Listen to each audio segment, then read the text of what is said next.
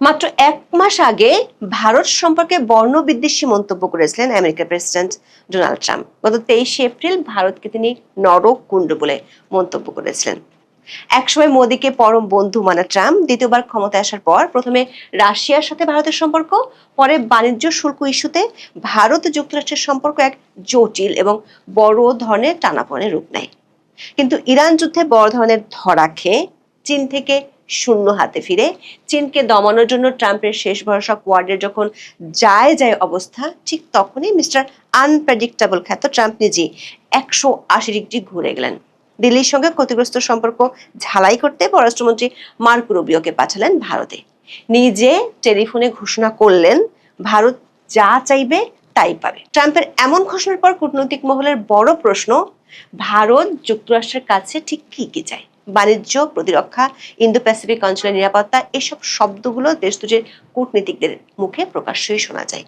কিন্তু যেগুলো শোনা যায় না কিংবা তারা প্রকাশ্যে বলেন না, সেগুলো নিয়ে চলে ট্র্যাক টু ডিপ্লোমেসি কিংবা ব্যাক চ্যানেল ডিপ্লোমেসি। দিল্লির একাধিক কূটনৈতিক সূত্র বলছে, জিনিসপত্র কেনা বেচা, রাশিয়া, চীন, ইরান ইস্যু, ইন্দো প্যাসিফিক অঞ্চলের নিরাপত্তা, এসব দৃশ্যমান ও বহুল আলোচিত ইস্যুর বাইরেও যুক্তরাষ্ট্রের কাছে ভারতের আরো একটি বড় ইস্যু আছে।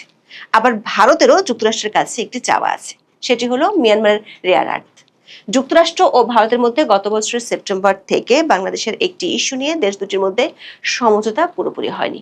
ইস্যুটি হলো বাংলাদেশের অভ্যন্তরে অন্তর্ভুক্তিমূলক রাজনীতি ও জঙ্গিবাদ ইস্যু, যেটাকে নিজেদের নিরাপত্তার জন্য এই মুহূর্তে অন্যতম বড় ইস্যু হিসেবে দেখছে ভারত।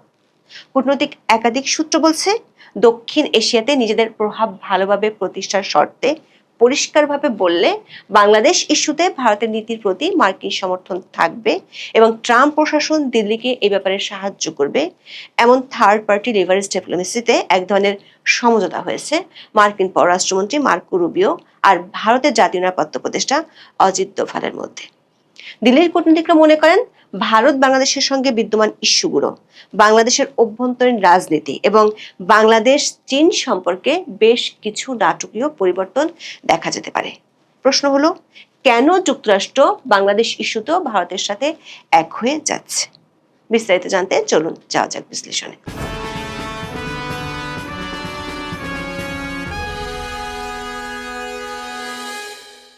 ভারতের প্রধানমন্ত্রী নরেন্দ্র মোদী আর যুক্তরাষ্ট্রের প্রেসিডেন্ট ডোনাল্ড ট্রাম্পের বন্ধুত্ব নিয়ে আন্তর্জাতিক সংবাদ মাধ্যমে বহু হেডলাইন হয়েছে, কিন্তু সেই বন্ধুত্বের সম্পর্কে গত 1.5 বছরে বহু চড়াই উতরাইও দেখা গেছে। আন্তর্জাতিক সম্পর্কের কূটনীতিতে কোনো স্থায়ী শত্রু বা স্থায়ী মিত্র থাকে না, কেবল স্থায়ী জাতীয় স্বার্থই শেষ কথা। সেটি স্পষ্ট হয়ে উঠেছিল যখন 2025 সালের মাঝামাঝি সময়ে ট্রাম্প প্রশাসন ভারতের উপর 25% পারস্পরিক শুল্ক এবং রাশিয়ার কাছ থেকে সস্তায় অপরিশোধিত তেল আমদানির দায়ে আরো 25% অতিরিক্ত শুল্ক সহ মোট 50% শুল্ক চাপিয়ে দিয়েছিল। এই অর্থনৈতিক সিদ্ধান্তের ফলে দুই দেশের মধ্যকার রাজনৈতিক বিশ্বাস ও দ্বিপাক্ষিক বাণিজ্য মারাত্মকভাবে ক্ষতিগ্রস্ত হয়েছিল। মাঝখানে সেই উত্তপ্ত সম্পর্কের আগুনে বড় ঘি ঢেলেছিল 2025 সালের মে মাসে ভারত ও পাকিস্তানের মধ্যকার সংক্ষিপ্ত কিন্তু তীব্র সামরিক সংঘাতের পর ট্রাম্পের ভূমিকা নিয়ে দিল্লি যখন গভীর অসন্তোষ প্রকাশ করেছিল। গত বছরের এপ্রিলে ভারত শাসিত কাশ্মীরের পাহেলগ্রামে একটি ভয়াবহ হামলায় 26 জন হিন্দু পর্যটক নিহত হওয়ার পর ভারত ও পাকিস্তানের মধ্যে যুদ্ধ পরিস্থিতি তৈরি হয়। এরপর 7 মে ভারত পাকিস্তানের ভূখণ্ডে বিমান হামলা চালায় এবং দুই দেশই নিজেদের বিজয়ী দাবি করে যুদ্ধবিরতি ঘোষণা করে। এই যুদ্ধবিরতির মধ্যস্থতাকারী হিসেবে ডোনাল্ড ট্রাম্প নিজেকে জাহির করার চেষ্টা করলে ভারতের প্রধানমন্ত্রী নরেন্দ্র মোদী তা প্রকাশ্যে প্রত্যাখ্যান করেন এবং ট্রাম্পের ভূমিকাকে খাটো করে দেখান। বিপরীতে পাকিস্তান ট্রাম্পের প্রশংসা করে তাকে নোবেল শান্তি পুরস্কার দেওয়ারও দাবি তুলেছিল। কূটনৈতিক দূরত্ব আরো বেড়ে যায় যখন 2025 সালের জুন মাসে ট্রাম্প হোয়াইট হাউসে পাকিস্তানের সেনাপ্রধান ফিল্ড মার্শাল আসিম মুনিরকে এক নজিরবিহীন মধ্যাহ্নভোজের আমন্ত্রণ জানান এবং সেপ্টেম্বর মাসে প্রধানমন্ত্রী শাহবাজ শরীফ ও সেনাপ্রধানকে একসাথে হোয়াইট হাউসে অভ্যর্থনা জানান। মার্কিন যুক্তরাষ্ট্রের আচমকা পাকিস্তানমুখী নীতি এবং বেইজিং এর সাথে ট্রাম্পের সাম্প্রতিক উচ্চ প্রোফাইল বৈঠকের কারণে দিল্লি বেশ অস্বস্তিতে পড়েছিল। কিন্তু 24 মে ভারত আন্তর্জাতিক সংবাদ মাধ্যমগুলোর হেডলাইন পুরোপুরি পাল্টে গেছে। সেই হেডলাইন হলো, মোদীকে আবার বন্ধু সম্বোধন করলেন ট্রাম্প। রবিবার দিল্লির ভারত মণ্ডপে আয়োজিত হয়েছিল আমেরিকার ২৫০তম স্বাধীনতা দিবস উপলক্ষে এক অনুষ্ঠান। ওই অনুষ্ঠানের মাঝেই মার্কিন পররাষ্ট্রমন্ত্রী মার্কো রুবিওকে ফোন করেন ট্রাম্প। টেলিফোনে ট্রাম্প কি বলছেন তা শোনানো হয় লাউড স্পিকারে। ট্রাম্প বলেন তিনি ভারতকে ভালোবাসেন, প্রধানমন্ত্রীকেও ভালোবাসেন। আরো বলেন মোদি মহান, শুধু তাই নয়, ট্রাম্প আরো বলেছেন ভারত যা চাইবে তাই পাবে। এরপর কূটনৈতিক ও আন্তর্জাতিক মহলে দুটি প্রশ্ন নিয়ে আলোচনা হচ্ছে। এক, হঠাৎ ট্রাম্প কেন এমন ১৮০ ডিগ্রি ঘুরে গেলেন? দুই, ভারত আসলে কি কি চায়?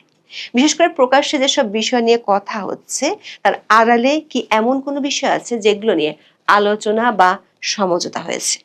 এই দুটি প্রশ্নের উত্তর জানতে একটু পিছনে ফিরে যেতে হবে। টাইমস অফ ইন্ডিয়া এবং দ্য টেলিগ্রাফের অনলাইনের খবরে বলা হয়েছে ২০২৫ সালের সেপ্টেম্বর মাসে ভারতের জাতীয় নিরাপত্তা উপদেষ্টা অজিত দোভালের সাথে মার্কিন পররাষ্ট্রমন্ত্রী মার্কো রুবিওর একটি গোপন বৈঠক হয়েছিল। ব্লুমবার্গ এই খবরটি প্রথম প্রকাশ করেছিল। ওই বৈঠকে অজিত দোভাল ট্রাম্প প্রশাসনের অনমনীয় ও আক্রমণাত্মক শুল্ক নীতির বিরুদ্ধে ভারতের অনড় অবস্থান এবং বাংলাদেশ ইস্যুতে আঞ্চলিক নিরাপত্তার বিষয়টিতে ভারতের চাওয়া বলে তুলে ধরেছিলেন। যুক্তরাষ্ট্রের মাথায় তখন ছিল শুধু বাণিজ্য শুল্ক আর যে কোনো মূল্যে ভারতকে রাশিয়ার কাছ থেকে দূরে রাখা। আর ভারত তখন একসাথে লড়ছিল বাংলাদেশ ইস্যু আর মার্কিন শুল্ক নিয়ে। ২৪শে আগস্ট বাংলাদেশের রাজনৈতিক পট পরিবর্তনের পর দেশটির সাথে ভারতের সম্পর্ক তলানিতে গিয়ে ঠেকেছিল। দর্শক, দক্ষিণ এশিয়ায় ভারত চীনের সাথে পাল্লা দিয়ে যে ভূ রাজনীতি করত তাতে বড় রকমের ছেদ পড়ে। বিশেষ করে ভারতের চিরশত্রু পাকিস্তানের প্রভাব বাড়ে বাংলাদেশের উপর। অন্যদিকে বাংলাদেশের উপর ইন্দো প্যাসিফিক অঞ্চলে ভারতের মিত্র বলে পরিচিত যুক্তরাষ্ট্রের প্রভাব সবচেয়ে বেশি বাড়ে ইউনুসের আমলে। ২০২৫ সালের মধ্যে ভারত, ওমান, নিউজিল্যান্ড এবং যুক্তরাজ্য ছাড়াও ইউরোপীয় ইউনিয়নের সাথে মাদার অফ অল ট্রিটি করে আমেরিকার বাণিজ্য শুল্ক ইস্যুটি খানিকটা সামাল দেয়। কূটনৈতিক সূত্রগুলো বলছে বাংলাদেশেও নির্বাচনের মাধ্যমে ভারত বিরোধী ইউনূস সরকার চলে যায়। নির্বাচনের আগেই বাংলাদেশ ইস্যু নিয়ে, বিশেষ করে দেশটিতে অন্তর্ভুক্তিমূলক নির্বাচন নিয়ে ভারতের সাথে যুক্তরাষ্ট্রের বেশ কয়েকটি বৈঠক হয়েছিল, কিন্তু তখন যুক্তরাষ্ট্র ভারতের পক্ষে সায় দেয়নি। পরিষ্কারভাবে বললে রিফাইন্ড আওয়ামী লীগকে নির্বাচনের সুযোগ দেওয়ার পক্ষে ছিল যুক্তরাষ্ট্র প্রশাসন, কিন্তু ভারত ও আওয়ামী লীগ তাতে রাজি না হওয়ায় শেষ পর্যন্ত আওয়ামী লীগকে ছাড়াই নির্বাচন হয়। প্রায় একই সময় ফেব্রুয়ারিতে মার্কিন, ইসরায়েল ও ইরানের মধ্যে যুদ্ধ শুরু হয়। হরমুজ প্রণালী অবরুদ্ধ হয়ে পড়ে এবং বিশ্ব বাজারে তেলের সরবরাহ ব্যাহত হয়ে দাম মারাত্মকভাবে বেড়ে যায়।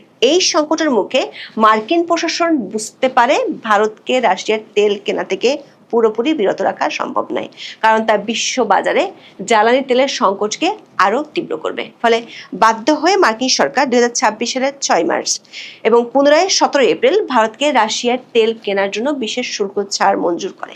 আর ইরান যুদ্ধে মধ্যপ্রাচ্য মিত্রদের কাছে কোণঠাসা হয়ে শেষ পর্যন্ত চীন সফরে যান ট্রাম্প। সেখানে গিয়ে বোয়িং বিমান বেচা ছাড়া আর তেমন কোনো সাফল্য না পেয়ে নিজের পররাষ্ট্রমন্ত্রী মার্কো রুবিওকে পাঠান দিল্লিতে। কারণ এর মধ্যে ভারতের সাথে সম্পর্কের দূরত্বের কারণে চীনকে ঠেকানোর জন্য আমেরিকা যে কোয়াড বানিয়েছিল সেটির মরণ ঘটতে চলেছে ভারতের অনীহার কারণে। কোয়াড অস্ত্রে শান দেওয়ার জন্য ডোনাল্ড ট্রাম্পের প্রশাসন অত্যন্ত বিশ্বস্ত ও কট্টর চীন বিরোধী হিসেবে পরিচিত পররাষ্ট্রমন্ত্রী মার্কো রুবিও গত ২৩ মে থেকে ৪ দিনের সফরে আসেন ভারতে। তিনি একই সাথে মার্কিন যুক্তরাষ্ট্রের পররাষ্ট্রমন্ত্রী এবং জাতীয় নিরাপত্তা উপদেষ্টার দায়িত্ব পালন করছেন।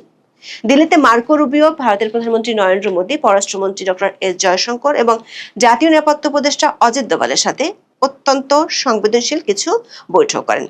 ২৪ মে হায়দ্রাবাদ হাউসে ডক্টর এস জয়শঙ্করের সাথে রুবিওর দ্বিপাক্ষিক বৈঠক অনুষ্ঠিত হয়, যেখানে দুই দেশের কৌশলগত অংশীদারিত্বের সামগ্রিক বিষয়গুলো বিস্তারিতভাবে আলোচনা হয়। বৈঠকটি বেশ লম্বা হওয়ার কারণে মাঝখানে দুই দেশের পররাষ্ট্রমন্ত্রী সাংবাদিকদের ব্রিফ সেরে নেন। এরপর রুবিও লম্বা একটি বৈঠক করেন ভারতের জাতীয় নিরাপত্তা উপদেষ্টা অজিত দোভালের সঙ্গে। কূটনৈতিক সূত্রগুলো বলছে দুই দেশের নিরাপত্তা উপদেষ্টার বৈঠকে প্রধান আলোচ্য সূচি ছিল ভারতের পক্ষ থেকে দক্ষিণ এশিয়ায় তার আঞ্চলিক নিরাপত্তা এবং যুক্তরাষ্ট্রের পক্ষ থেকে চীন ঠেকাও বা ড্রাগন নীতির